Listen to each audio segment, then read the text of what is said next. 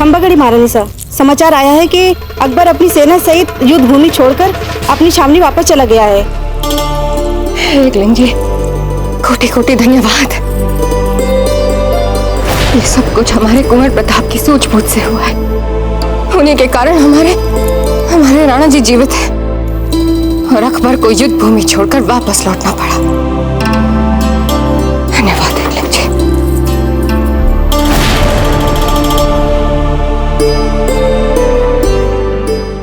हमें आप पर गर्व है कुंवर प्रताप। एक सच्चे योद्धा की पहचान यह है कि सिर्फ उस पर बाहुबल नहीं, अपितु सही समय पर सटीक निर्णय करने की क्षमता भी हो, और वो सब आप में है कुंवर प्रताप। आपने एक बार फिर से अकबर की सेना को धूल चटा दी। भाग गया अकबर अपनी सेना समेत। हम सब जानते हैं जयमल जी कि अकबर किस कारण लौटा है। प्रचंड तू अखंड तू सूर्य सा भी ताप है, मातृभूमि गर्व करे मेरा पुत्र प्रताप है। बहुत अच्छे कुंवर प्रताप, बहुत अच्छे। हमें आप पर गर्व है कुंवर प्रताप, गर्व है हमें आप पर। बाजीराज, ये सब एकलिंग जी की कृपा है। औजीराज, आज आप ही की सूझबूझ और आपके ही शौर्य की वजह से हमारा ये चित्तौड़ बच पाया है। जी औजीराज, हमसे उस दिन आपकी बात को समझने में भूल हुई है। हमें उस दिन आपके सुझावों को मान लेना चाहिए था। हम क्षमा मांगते हैं अपने उस भूल के लिए आपसे। नहीं रावत जी, नहीं, क्षमा मांग के हमें लज्जित मत कीजिए। आप हमारे लिए पिता समान हैं, गुरु हैं आप हमारे। आपने जो कुछ भी किया चित्तौड़ की भलाई के लिए, कि आपको जो कुछ भी सर्वोचित लगा आपने वही किया, इसलिए क्षमा मांग के हमें लज्जित मत कीजिए। आप मत कीजिए। औजीराज प्रताप की, औजीराज प्रताप की, औजीराज प्रताप की, औजीराज प्रताप की।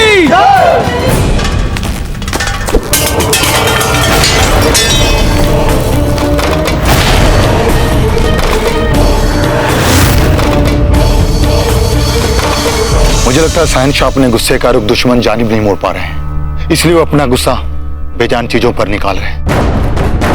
या मेरे अल्लाह, हम पर और पूरे मुगल सल्तनत पर रहम कर मेरे मौला, रहम कर। न जाने किस मिट्टी का बना है वो प्रताप। इतनी बेहतरीन चाल थी हमारी, चूक नहीं समझी थी। चित्तौड़ हमारी मुट्ठी में था, हमारी मुट्ठी में। हमारी हर तजवीज को, हर चाल को वो पहले ही जान लेता है। पहली बार नहीं हो रहा हमारे साथ, हर बार, मतलब हर बार। हम पूरा कर दें आपका जुमला।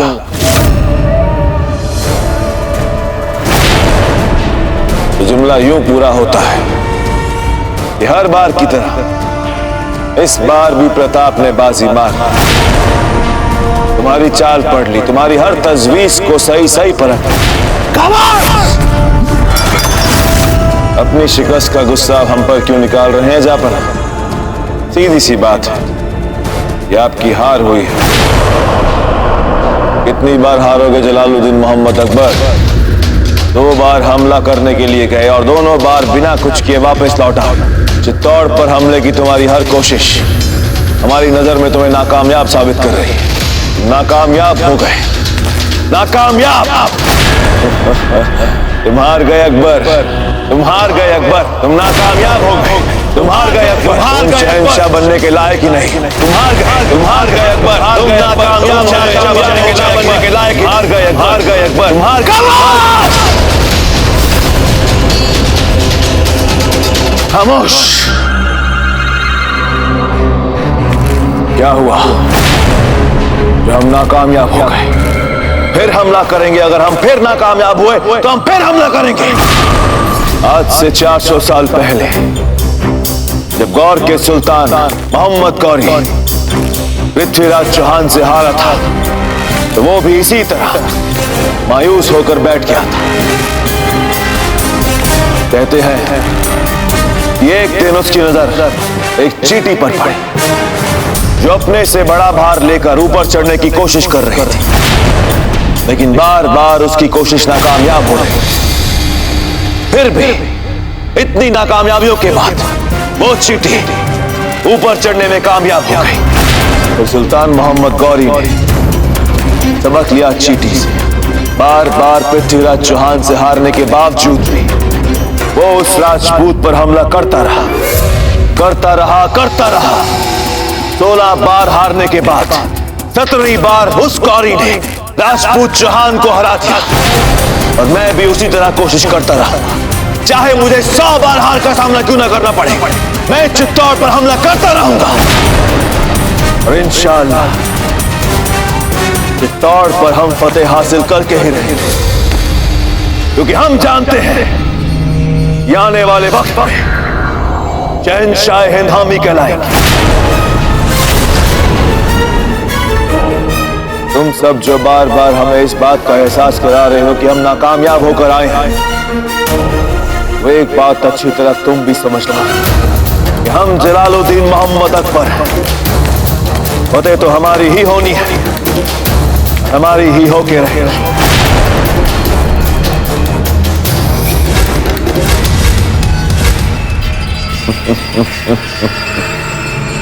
शहंशाह का इकबाल बुलंद हो। 4000 सिपाहियों की फौजी कुमुक जंग में हमारे साथ शामिल होने के लिए आई। ये कुमुक जौनपुर से आई। सारी कायनात इस जंग में हमारी फतेह के लिए कोशिश पे कोशिश किए जा रही है। दिन ब दिन हमारी फौज, हमारी ताकत, हमारी तादाद बढ़ती जा रही है। और इस बढ़ती हुई फौज की मदद से हम चित्तौड़ के किले के दरवाजों पर घेराबंदी और बढ़ा सकते हैं। जाओ और जाकर किले की घेराबंदी शुरू कर दो। आज हम उन्हें मजबूर कर देंगे किले के एक और दरवाजे को बंद करने के लिए। फिर आहिस्ता आहिस्ता किले के सारे दरवाजे बंद करने के लिए मजबूर कर देंगे।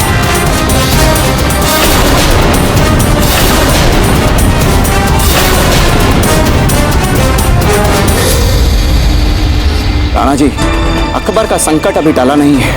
वो पुनः चित्तौड़ के दुर्ग पे आक्रमण कर इस पर अपना अधिकार स्थापित करने का प्रयास अवश्य करेंगे। किंतु इस सब में एक बात निश्चित हो गई है, और वो ये कि हमारे चित्तौड़ की सत्ता के प्रतीक हैं हमारे राणा उदय सिंह जी, जिन्हें दुर्ग की प्राचीर पे खड़ा देख स्वयं अकबर भी भयभीत हो जाता है। राणा जी, जैसे ही हमारे दुर्ग में यह समाचार आया कि मेवाड़ नरेश वीर गति को प्राप्त हो गए हैं, तो राणा जी हमारे सभी सैनिक सकते में आ गए। हमारी समूची सेना का मनोबल गिर गया और चारों ओर दुख का बादल छा गया था राणा जी। और इसीलिए ये आवश्यक है कि हम किसी भी मूल्य पर मेवाड़ नरेश राणा उदय सिंह जी के जीवन की रक्षा करें। रावत जी, अपने दुर्ग की अवैध प्राचीरों के पीछे हम सुरक्षित हैं, और वैसे भी आपको हमारी रक्षा करने की कोई आवश्यकता नहीं है। हम आपकी रक्षा करेंगे।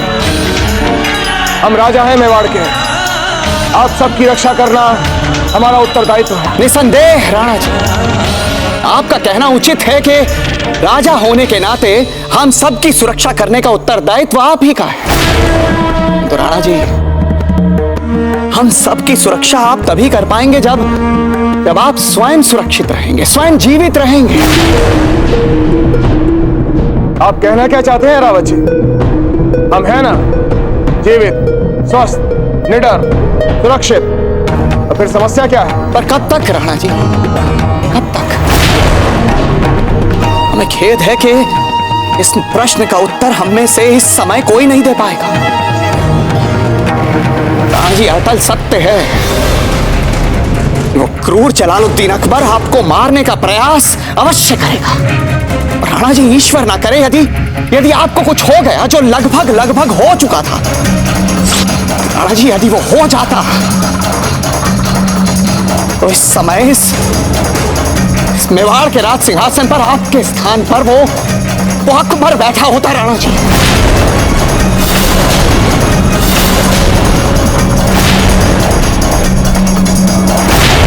तो क्या प्रस्ताव है आपका रावत जी? साफ साफ कहिए। राणा जी, हमारा प्रस्ताव यह है कि मेवाड़ नरेश राणा उदय सिंह जी और समस्त राज परिवार तत्काल दुर्ग को छोड़कर किसी सुरक्षित स्थान पर चले जाए।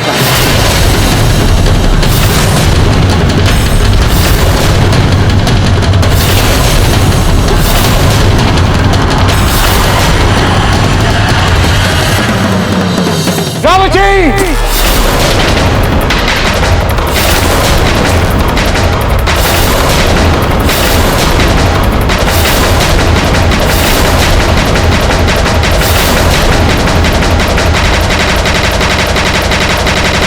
यदि सारी स्त्रियां चली गई यहाँ से तो सामान्य व्यवस्थाओं को कौन देखेगा?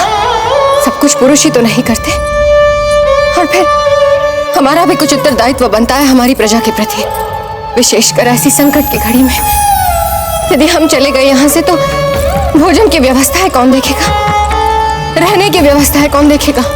पुरुषों की भांति हम स्त्रियां भी इन कार्यों के लिए एक विशेष दस्ता बनाएंगे और उसमें सम्मिलित होंगी, जिसमें हमारी सहायता करेंगी डोडिया ठाकुर सांडा जी की पत्नी भगवती सांडा, ईसरदास चौहान जी की पत्नी बलेसाबाई चौहान, और योजना बनाने में सबसे कुशल मेड़ता की महारानी राजा जयमल राठौर जी की पत्नी शारदाबाई राठौर।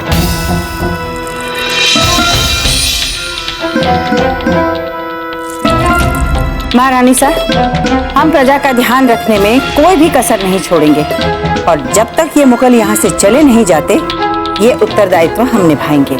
हाँ, इस संकट की घड़ी में दुर्ग की सभी स्त्रियों को नेतृत्व की आवश्यकता है।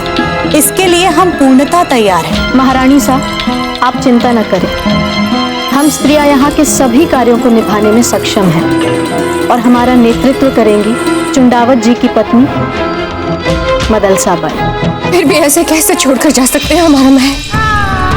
घर है हमारा। यहाँ से चले जाने से अच्छा तो है हम यहीं अपने प्राण त्यागते। हाँ, छोटी माँ तो इतने वर्षों से रही है यहाँ पर, हम तो फिर भी नए हैं, फिर भी कितना लगाव सा हो गया है यहाँ पर। तो फिर इतनी सहजता से ये सारी स्मृतियों को भुलाकर कैसे जा सकते हैं हम समझ सकते हैं कि आप लोगों के मन में क्या क्या चल रहा है। अगर हम आपके स्थान में होते तो हमें भी शायद इतना ही कठिन लगता, पर किया ही क्या जा सकता है। असामान्य परिस्थितियों का सामना करने के लिए असामान्य उपाय करना ही पड़ता है और सदा के लिए थोड़ी ही जाना है आपको। कुछ दिनों की ही तो बात है और कुछ ही दिनों में जब युद्ध समाप्त हो जाएगा तब आप फिर से लौट आइएगा। महत्वपूर्ण बात यह है कि अगर आप सुरक्षित रहेंगे तो राणा जी और कुंवर प्रताप का मन विचलित नहीं होगा। वे और अच्छे से इस अप्रत्याशित संकट का सामना कर पाएंगे। इसलिए महारानी जी, आप निश्चिंत होकर महल की सारी व्यवस्थाओं का भार हम पर छोड़ दें। परंतु महारानी साहब, अब यहाँ पर जो भी होगा वो राज आज्ञा के अनुसार ही होगा। आप बिल्कुल चिंता न करें।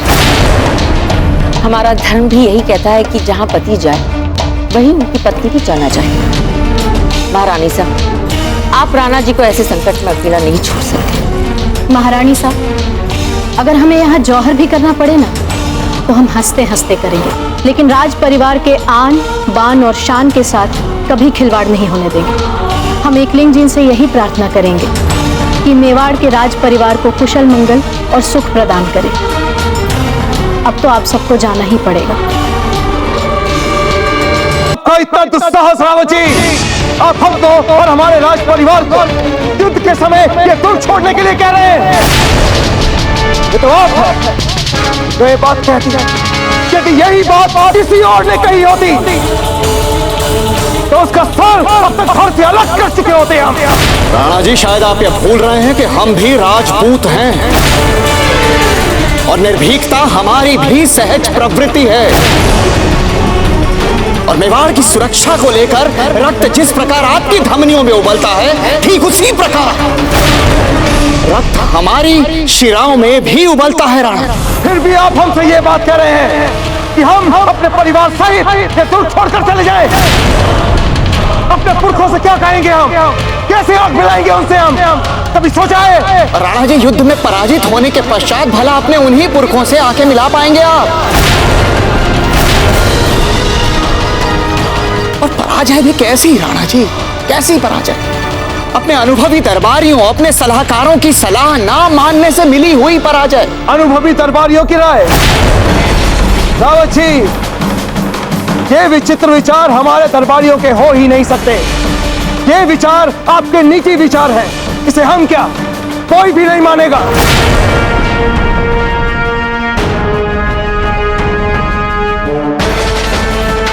राणा जी, अरे इस समय हम आपके स्थान पर होते ना, तो बिना अपने दरबारियों से पूछे उनकी राय के बारे में अपना मत नहीं बनाते। तो ठीक है रावत जी, हम अपने दरबारियों से ही पूछ लेते हैं। बोलिए, जो भी कहना है निर्भीक होकर कहिए। चलिए ईश्वरदास जी, पहले आप ही कहिए, क्या आप रावत जी की बात से सहमत हैं?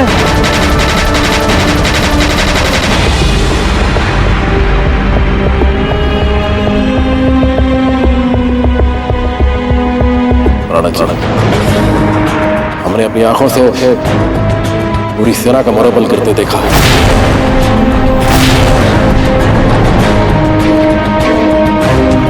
हम भी सहमत हैं रावत जी की बात से। हम भी यही चाहते हैं। हम भी रावत जी की बात का समर्थन करते हैं। जी राणा, हम भी सहमत हैं। हम सब सहमत हैं। हम सब सहमत हैं। हम सब सहमत हैं। हम सब सहमत हैं। हम सब सहमत हैं। हम सब सहमत हैं। हम सब सहमत हैं राणा जी। जैसे दुर्ग में यह समाचार आया कि अकबर ने आपको धोखे से मार दिया है, तो जौहर और साका की बातें आरंभ हो चुकी थी। हम रावत जी की बात से पूरी तरह सहमत हैं। डोडिया जी भी जो दुर्ग के उत्तरी द्वार पर उपस्थित है, वो भी हमारी बात से सहमत है। बस, बस!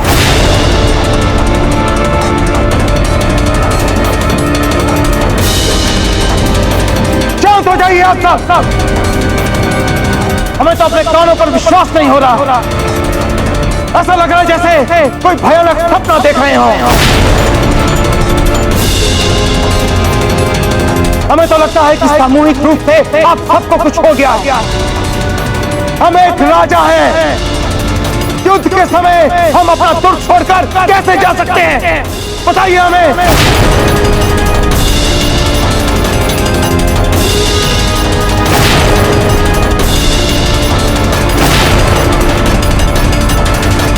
कोई बता, आप भी समझाइए।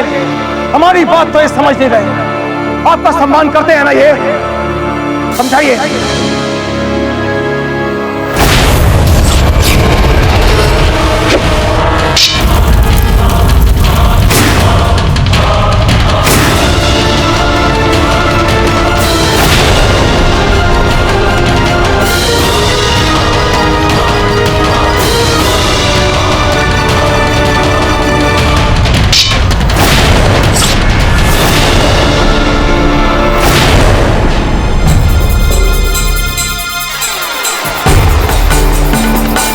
बोलिए कुंवर प्रताप, हम प्रतीक्षा कर रहे हैं। कहिए इनसे कुछ।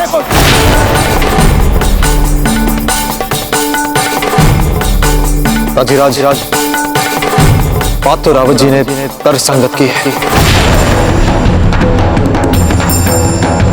हम भी इनके प्रस्ताव का समर्थन करते हैं।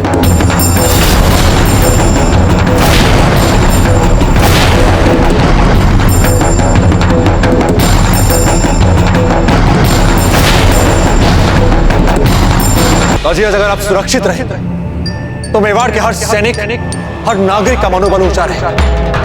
आपके नाम के नीचे हम कठिन से कठिन युद्ध जीत सकते हैं। जी राजीराज, वर्तमान स्थिति में शत्रु के सामने हमारी संख्या बहुत कम है। स्थितियां हमारे विरुद्ध होती जा रही हैं। हमारे लिए आप और राज परिवार का सुरक्षित हो। इसके अतिरिक्त हमारे पास और कोई विकल्प नहीं है। क्षमा कीजिए बाबूजी राज, किंतु आप भी नहीं रुक सकते, आपको भी जाना होगा।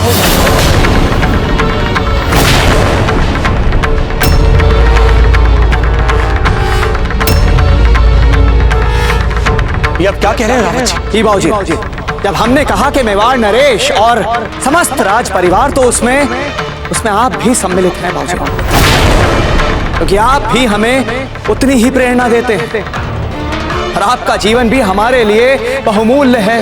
रावत जी, दाजीराज और राज परिवार का जाना पर्याप्त नहीं हमारे भविष्य के लिए। यदि हम अपने परिवार की सुरक्षा की चिंता से मुक्त हो जाएं, हम दुगने उत्साह से लड़ पाएं। विश्वास कीजिए, हम उस मुगल को छोड़ेंगे। अभी अभी आप ही ने कहा था कि परिस्थितियां हमारे विपरीत हो चुकी हैं, कहा था ना? ऐसा नहीं है बाबूजी राज, हमारे मत में परिस्थितियां पूर्णतः विकराल हो चुकी हैं और इस सत्य को हमें स्वीकारना ही होगा कि संख्या में हम अकबर के मुकाबले बहुत कम हैं और हर क्षण अकबर के सैनिकों की संख्या बढ़ती ही चली जा रही है। बाबूजी राज, एक क्षण के लिए तनिक विचार तो कीजिए, यदि किसी परिस्थिति में हमें पराजय का सामना करना पड़ा तो बाबूजी राज, हम इस आस में तो मर सकेंगे कि आप जीवित हैं, मेवाड़ नरेश जीवित हैं, अर्थात बाबूजी राज, यदि हम सब मिट जाएं, फिर भी आप और राणा जी मिलकर हमारे इस मेवाड़ को उस क्रूर जलालुद्दीन अकबर के हाथों से स्वतंत्र करवा सकेंगे।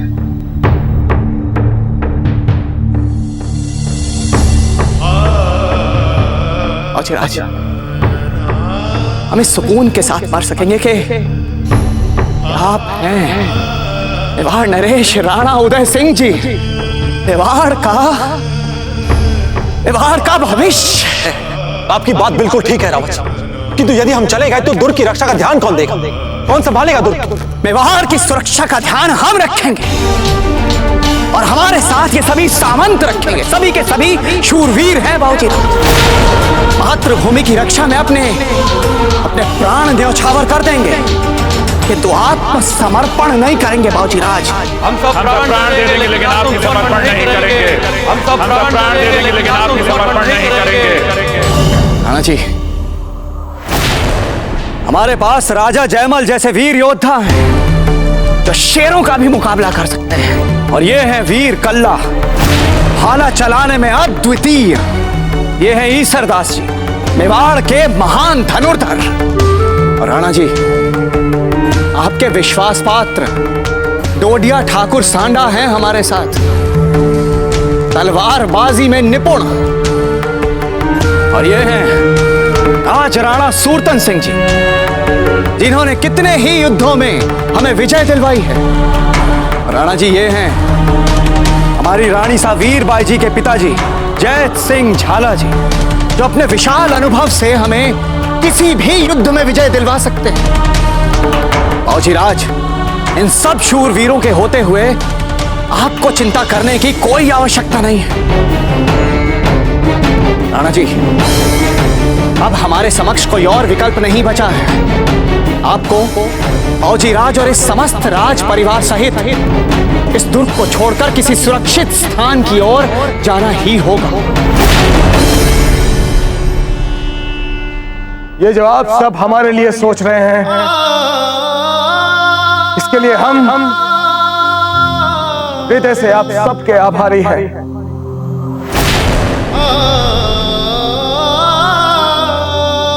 किंतु हम हाथ जोड़कर आपसे विनती करते हैं कि हमें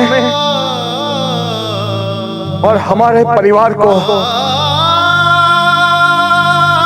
ये दुर्ग छोड़ने के लिए मत कहिए, मत विवश कीजिए हमें। हाथ जोड़कर विनती करते हैं आप सबसे।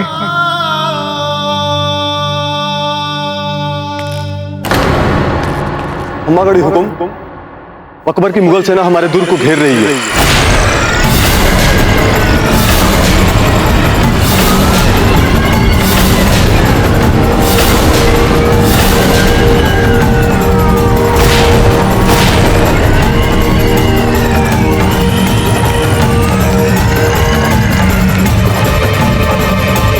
ये नहीं समझ आ रहा कि आप सब हमसे हमारे जौहर का मौलिक अधिकार क्यों छीन रहे हैं। मेवाड़ की महारानी है हम।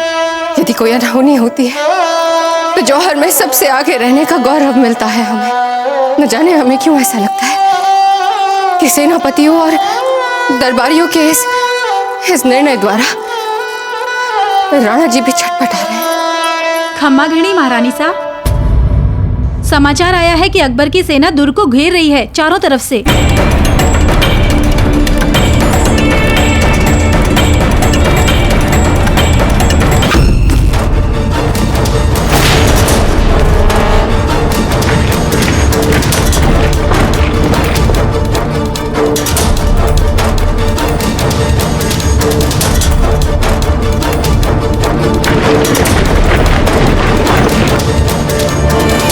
राणा जी, मुगल सेना तो दुर्ग को घेर रही है। दुर्ग का तीसरा द्वार भी बंद कर दिया जाए।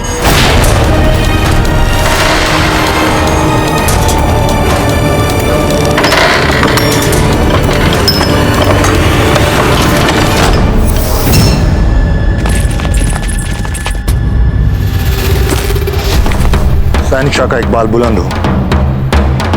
हुजूर, हमने दुश्मन के किले का तीसरा दरवाजा बंद करने के लिए उन्हें मजबूर कर दिया है। अभी और फौजी को मुकाने की उम्मीद है हमें, और उनके आते ही किले के चौथे दरवाजे को भी बंद करने के लिए हम उन्हें मजबूर कर देंगे, और फिर शुरू होगा मुकम्मल घेराव।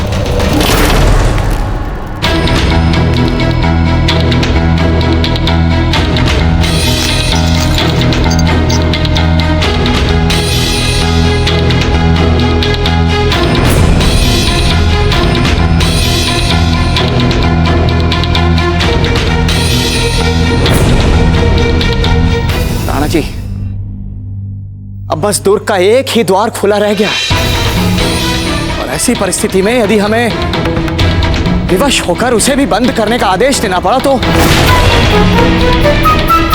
नहीं राणा जी,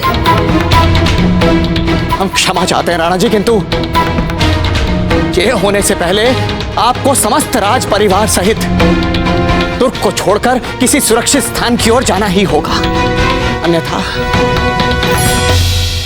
अनर्थ हो जाएगा राणा जी।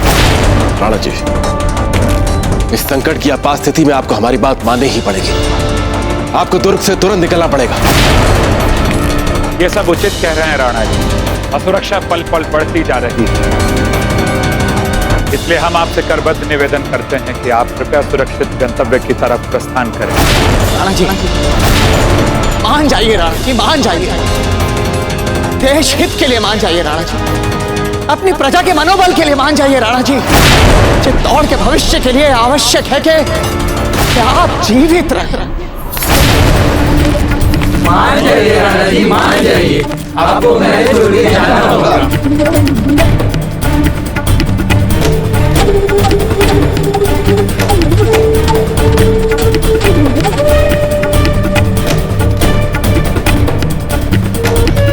ठीक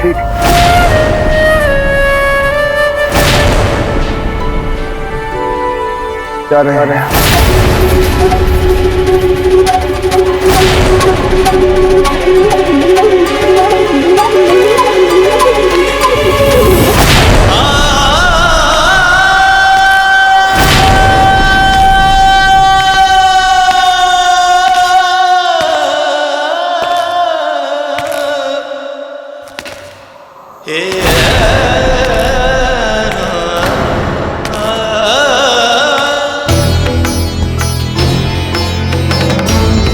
एकलिंग जी,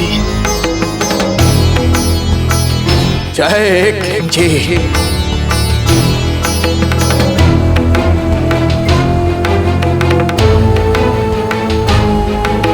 मेवाड़ नरेश को आज रात ही जाना होगा।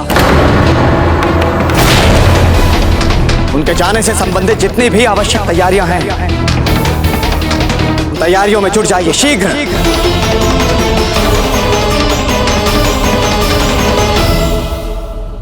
महारानी साहब, राणा जी ने हाँ कह दिया है जाने के लिए।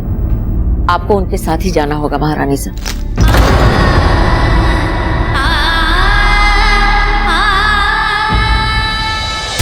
प्राण बच गए हमारे, प्राण बच गए हमारे। हे एकलिंग जी, आपका कोटि कोटि धन्यवाद, प्राण बच गए हमारे। बस शिर्क से शिर्क हमें इस दुर्ग से बाहर जाना है। एक बार इस दुर्ग से बाहर चले गए ना तो फिर मरने दो इस प्रजा को, इस राजपूत सामंत को और इन भूत सेनापतियों को। हम तो भाग जाएंगे इस दुर्ग से। हाँ भाग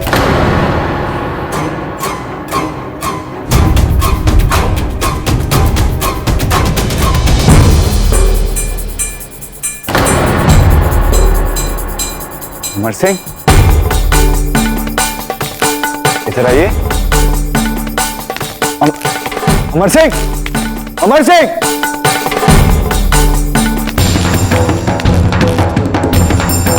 खाने का सामान इतना होना चाहिए कि कोई खाने की कमी ना हो आने वाले कुछ दिनों तक।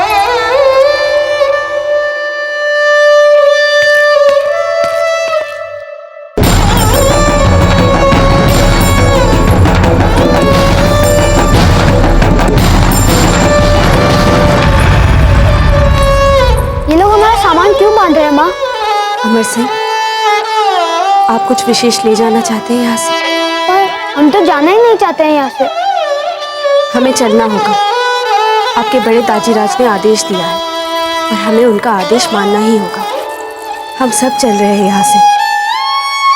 आइए।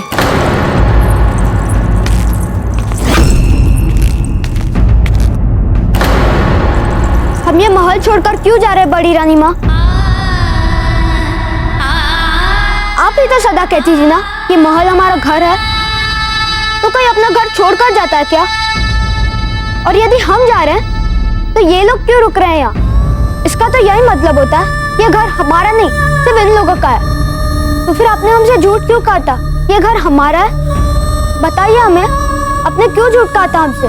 केवल हमें क्यों छोड़कर जाना पड़ रहा है अपना घर? और यदि हम चले गए तो हमारी प्रजा का ध्यान कौन रखेगा? तो फिर क्या हम इन्हें यहीं छोड़ देंगे मरने के लिए? जगमाल काका तो ऐसे ही बोल रहे हैं। जगमाल को कहाँ आप जैसे समझ है अमर सिंह जी? हम भला जा सकते हैं अपनी प्रजा को छोड़कर? राजा हैं आपके बड़े दाजीराज। यदि आपके बड़े दाजीराज को कुछ हो गया तो अकबर के हाथों में हमारा सारा चित्तौड़ आ जाएगा। यदि राणा उदय सिंह जी जीवित रहे तो वे वापस आकर अकबर से सारा चित्तौड़ छीन लेंगे, उनकी प्रजा को इस दास्ता से मुक्त कर देंगे। यदि आपके बड़े दाजीराज को कुछ हो गया तो कौन दिलवाएगा उनकी प्रजा को स्वतंत्रता? बताइए। और हम जानते हैं कि हमारी प्रजा को हम पर बहुत विश्वास है। हम समझ गए हैं बड़ी रानी माँ, हम यहाँ से जाएंगे और अधिक शक्तिशाली होकर वापस आकर उस अकबर को हरा देंगे। पर बड़े रानी माँ, हमें बहुत दुख हो रहा है अपने इस महल को छोड़कर। दुख तो हमें भी बहुत हो रहा है अमर सिंह जी, पर क्या करें? हमें चलना होगा।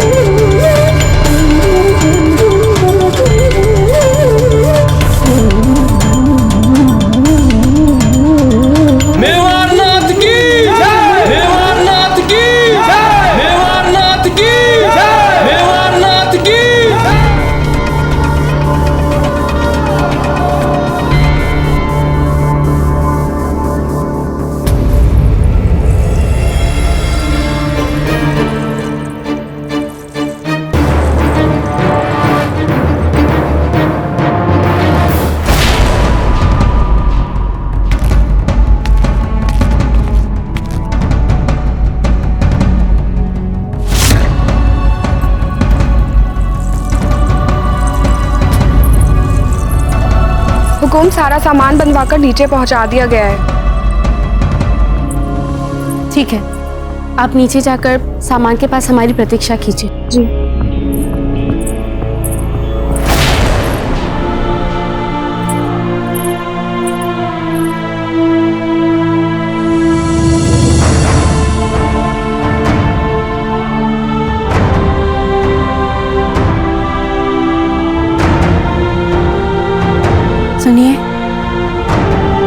लीजिए, सारी तैयारियां हो गई हैं। मान कंवर अपने ससुराल जा रही है।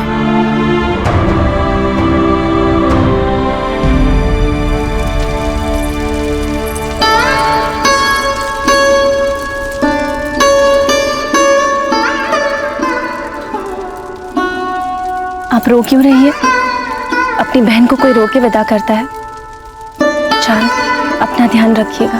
आप भी अपना ध्यान रखना ससुराल में।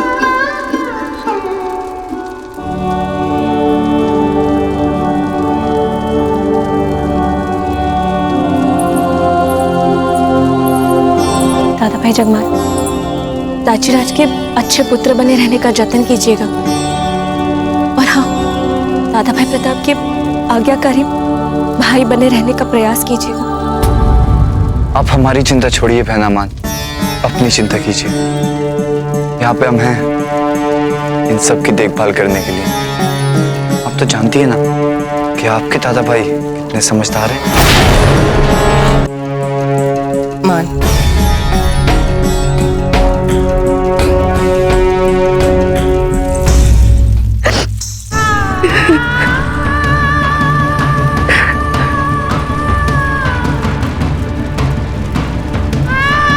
लड़की जाने से पहले अपने घर के द्वार दीप इसलिए जलाती है ताकि वे उस घर में लौटकर वापस आ सके।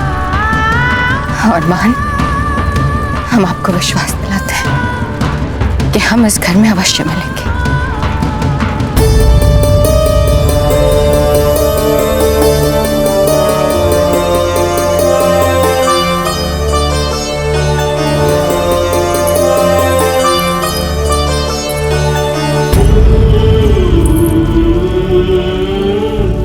पुत्रवती भव, सौभाग्यवती भव।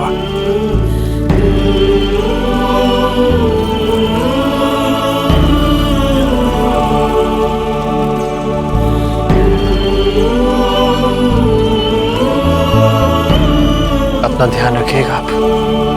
दादा भाई, आप भी अपना ध्यान रखिएगा। इस परिवार का विशेषतः अजब भाभी जी का। हम अपने भांजे के नामकरण समारोह में अवश्य आएंगे। वचन? वचन। बस इस बात का ध्यान रखिएगा कि हमारा भांजा अपने नाना जैसा वीर हो। बाबूजीराज, देर हो रही है। आइए।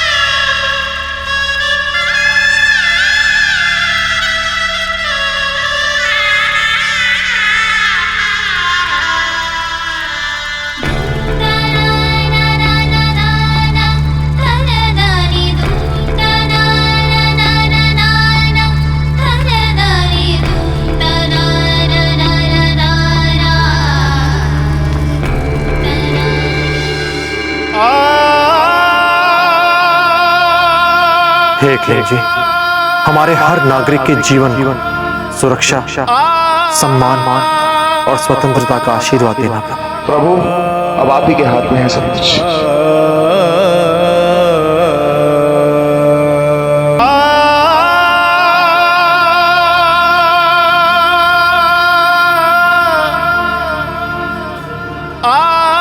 क्यों है हम मेवाड़ नरेश? क्यों हम मेवाड़ के एक साधारण सैनिक नहीं है? क्यों सदा हमें ही राजधर्म निभाना पड़ता है? क्यों नहीं हम एक मेवाड़ के साधारण सैनिक की तरह हंसते हंसते अपने प्राण न्यौछावर कर सकते? क्यों खबर पड़ता? क्यों अपने देश के लिए नहीं लड़ सकते हम? क्यों अपनी मातृभूमि पर अपने प्राण न्यौछावर करने का सुअवसर हमें नहीं दिया जाता? अरे गौर प्रताप, कुछ तो बोलिए, क्यों हमें विवश किया जा रहा है कि हम अपना मेवाड़, अपनी मातृभूमि छोड़कर चले जाए? उत्तर दीजिए गौर प्रताप, उत्तर दीजिए। राज, संभालिए अपने आप को। अब मेवाड़ नरेश है। एक राजा को अपने राजधर्म के अंतर्गत ही रहना पड़ता है, यही उसकी नियति होती है और किसी भी परिस्थिति में हम उसे नकार नहीं सकते। राज, आपके कंधों पर एक बहुत बड़ा उत्तरदायित्व है। आपको अपनी मातृभूमि के लिए, इस देश के लिए सुरक्षित रहना होगा, जीवित रहना होगा, हर नागरिक के लिए, जिससे कि कल आप एक नई ऊर्जा के साथ, एक नई तैयारी के साथ आप शत्रु पर आक्रमण कर सके। जी दाजीराज, हम सबको आपकी आवश्यकता है, पूरे मेवाड़ को आवश्यकता है आपकी। हम आपको खो नहीं सकते, किसी भी मूल्य पर हम आपको खो नहीं सकते। सच कहे कुंवर प्रताप, दुख हो रहा है आज हमें कि हम मेवाड़ के राजा हैं। यदि हम मेवाड़ के एक साधारण सैनिक होते ना, तो आज अपने दूसरे सैनिकों के कंधे से कंधा मिला के आज हम अपनी मातृभूमि के लिए हंसते हंसते अपने प्राण न्यौछावर करते थे। हंसते हंसते अपने प्राण न्यौछावर करते थे। बस इतनी सी इच्छा है हमारी, केवल इतनी सी इच्छा। सच कह रहे हैं गौर प्रताप। हम जानते हैं दाजीराज, किंतु राणा जी, विलंब हो रहा है।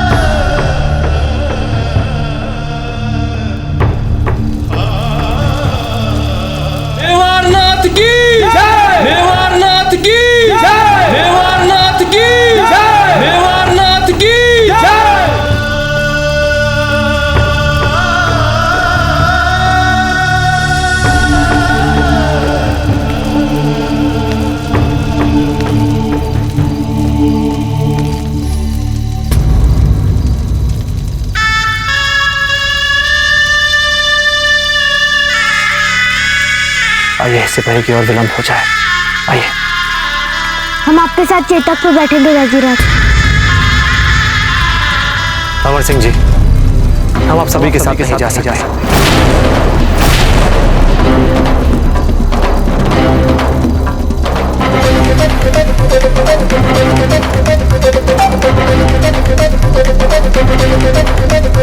ये आप क्या कह रहे हैं गौर प्रताप? जी दाजीराज, हम आपके साथ नहीं जा सकते। दाजीराज, हमें आरोप का दुर्ग की रक्षा करनी है। जीने दे हम एक सैनिक का जीवन। हम प्रयास करना चाहते हैं तब तक जब तक हम मुगलों को अपनी मातृभूमि से खदेड़ कर बाहर नहीं फेंक देते। हम यहीं रहना चाहते हैं। नहीं गौर प्रताप, ऐसा नहीं हो सकता। आप राज परिवार के एक सदस्य हैं। हम आपको यहाँ पर नहीं छोड़ सकते। आपको हमारे साथ चलना होगा। दाजीराज, आचार्य राघवेंद्र अपनी सैन्य टुकड़ी के साथ बाहर आपकी प्रतीक्षा कर रहे हैं। किंतु कुंवर प्रताप। नहीं दाजीराज, नहीं। कुल देवी का शाप है हमारे परिवार पर। अब जानते हैं ना, यदि राज परिवार दुर्ग छोड़कर चला गया तो दुर्ग शत्रुओं के हाथ लग जाएगा। और आप ऐसा कदापि नहीं चाहेंगे, नहीं चाहेंगे ना? बाबूजी राज, पर निर्णय तो यह हुआ था ना कि आप भी राणा जी और इस समस्त राज परिवार के साथ दुर्ग से रवाना होंगे। जी रावत जी, अब वहां निर्णय कुछ और है। हमारे पूर्वजों की आवाजें हमारे अंदर बसी हैं। उन्होंने हमें याद दिलाया श्राप के बारे में।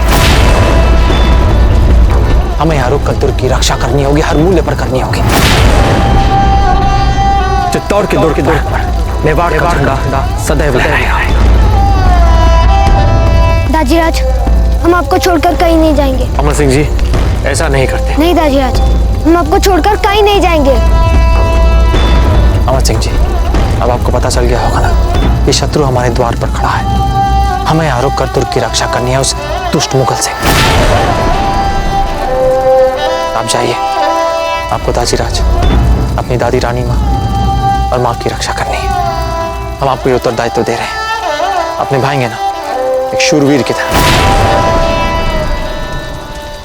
अमर सिंह जी, हम जल्दी आपसे मिलेंगे। तब तक आपको एक शूरवीर योद्धा बनना है। अपना ध्यान रखिएगा। दाजीराज, आपको अपना ध्यान रखना है। आपको राज परिवार की रक्षा भी करनी है।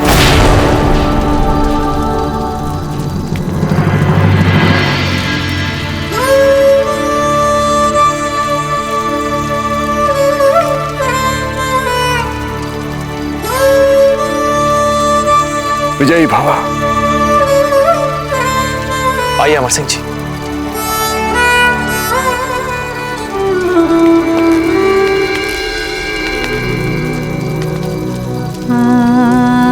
हम आपको छोड़कर कैसे जाए कुंवर प्रताप? रानी माँ, आपको ही इन सभी का ध्यान रखना है। मेवाड़ के हित के लिए हमें बिछड़ना होगा। यदि हमारे पास थोड़ा सा भी समय होता तो हम अपने किए की विधिवत क्षमा मांग लेते आपसे।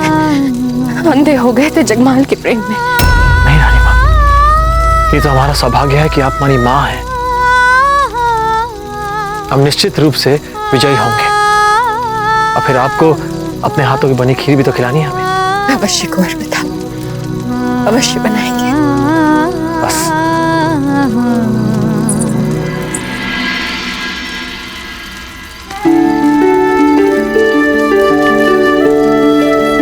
चलते हैं। अमर सिंह का ध्यान रखिएगा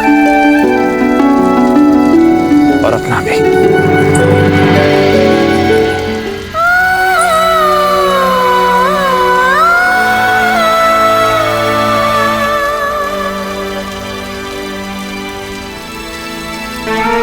आइए।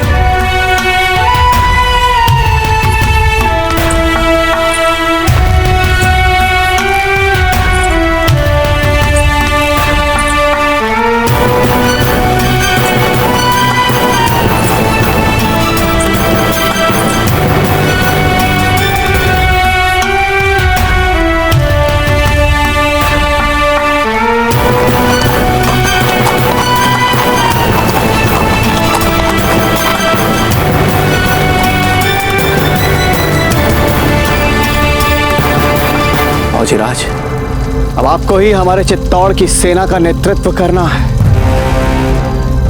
अब ये युद्ध हम लोग आपके नेतृत्व में लड़ेंगे। बच्चे, शीघ्र ही सबको दरबार में उपस्थित होने के लिए कहिए। जी बाबूजी राज।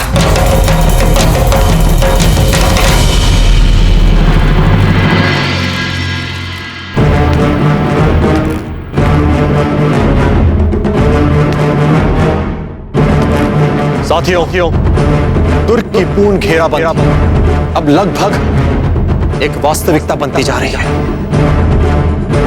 मेवाड़ नरेश राज परिवार सहित यहां से जा चुका है। स्थिति अब दुर्ग के अंतिम द्वार के बंद करने के भी निकट आ चुकी है।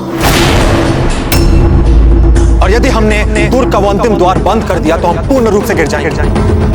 साथियों, फिर ना ही कोई दुर्ग के अंदर आ पाएगा और ना ही कोई बाहर जा पाएगा। ये तो कोई श्रेष्ठ विकल्प नहीं हुआ कुंवर प्रताप। कब तक हम दुर्ग में बंदी की तरह रहेंगे? हमारा विचार तो यह है कुंवर प्रताप कि अभी आक्रमण कर देते हैं हम शत्रु अकबर पर। उस छली कपटी अकबर को इस बात का ज्ञान होना चाहिए कि राजपूत हैं हम।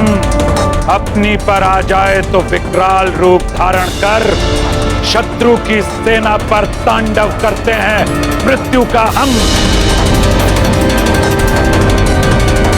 चलिए कुंवर प्रताप, अभी आक्रमण कर देते हैं हम शत्रु पर। चलिए। नहीं जयमल जी, नहीं, हमें उन मुगलों पर अभी आक्रमण नहीं करना चाहिए। यदि हमने उन पर आक्रमण किया तो यह हम सबके लिए आत्मघाती हो सकता है।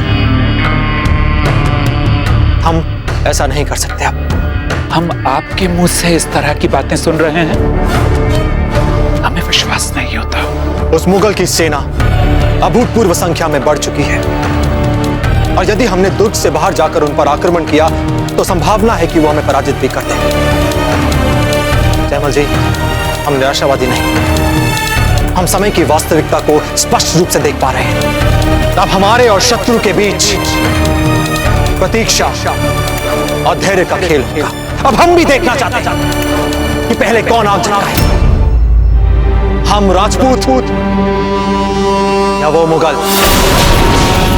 हो सकता है कि हमारा ये घेराव बहुत लंबा चले, कई महीनों तक चल सकता। इसलिए हम चाहते हैं कि अब मानसिक रूप से अपने आप को तैयार करें कि हम किसी भी कोई भी हड़बड़ा के नहीं, भावुक होकर नहीं। फौजीराज, हम लोग घेराव करने के लिए पूर्ण रूप से तैयार हैं। यदि आपका आदेश हो तो चौथा द्वार भी बंद करने के निर्देश दे दें। नहीं रावत जी, हमें अभी दुर्ग का अंतिम द्वार बंद नहीं करना चाहिए। मेवाड़ का राज परिवार यहां से जा चुका है। ये समाचार हमें जहां तक संभव हो हमें ये बात गुप्त रखनी है उन मुगलों से, क्योंकि यदि हमने अकस्मात दुर्ग का अंतिम द्वार बंद कर दिया तो वे भी सोचेंगे कि हमने द्वार क्यों बंद किया। हो सकता है कि वे कुछ ऐसा कर दें जो हमारे हित में ना हो। कुंवर प्रताप, कुछ नहीं बिगाड़ पाएगा अकबर हमारा, ऐसा विश्वास है हमें स्वयं पर और अपनी सेना पर। अकबर के लिए अभियान उसका एक सपना बनकर रह जाएगा, एक बुरा सपना, और अंत में उसे वापस जाना ही होगा।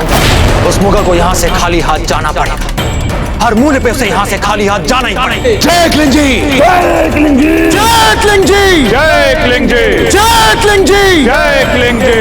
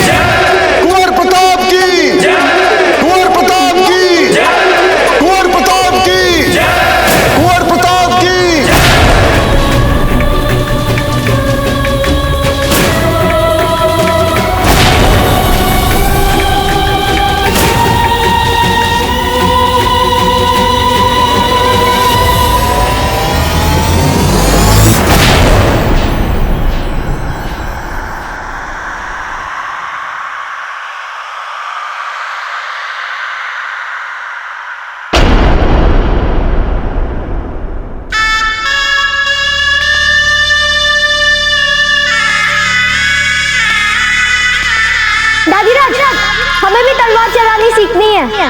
दादीराज, हमें भी तलवार चलानी सीखनी है। दादीराज। कुंवर प्रताप और कुंवर जगमाल के भोजन की थाली परोसिए। और हाँ, कुंवर प्रताप के लिए जो हमने खीर बनाई है वो अवश्य रखिए। जाइए।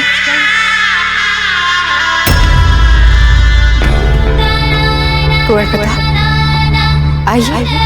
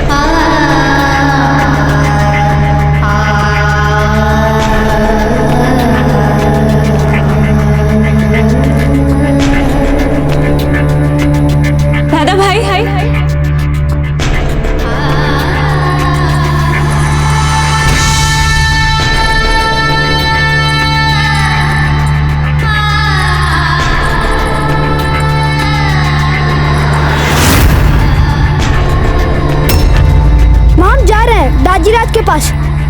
अमर सिंह जी रुक जाइए। दादीराज के पास जा रहे हैं, हम भी उनके साथ लड़ेंगे। अमर सुनिए, रुक जाइए। अमर, आप कहीं नहीं जाएंगे, यहीं पर रुकेंगे। आपके दादीराज अभी आते होंगे, ठीक है?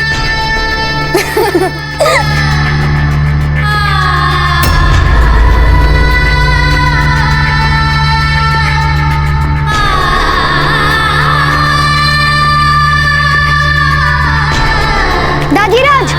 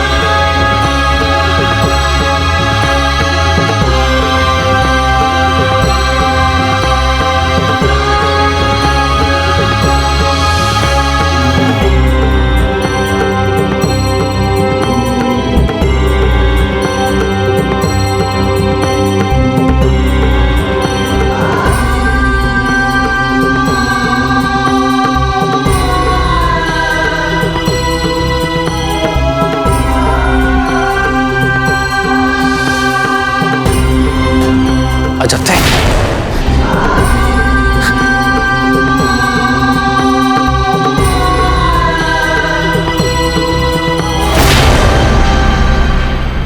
शहंशाह का इकबाल बुलंद हो। हुजूर, हमारी फौज ने राजपूतों को चित्तौड़ के किले के पीछे के दरवाजे को बंद करने के लिए मजबूर कर दिया है। आगे क्या हुक्म है जामा? इंतजार, जरा और इंतजार। बहुत जल्द फौजी कुमुख हमारे साथ शामिल होने के लिए आ रहा है, और जैसे ही फौजी कुमुख हमारे साथ शामिल होने के लिए आ जाए हम चित्तौड़ के किले को चारों तरफ से घेर लेंगे। सब घेराबंदी राजपूतों को अपने ही किले में कैद करने के लिए मजबूर कर देगी। बस यूं समझ बस इसी लम्हे से इंतजार का खेल शुरू।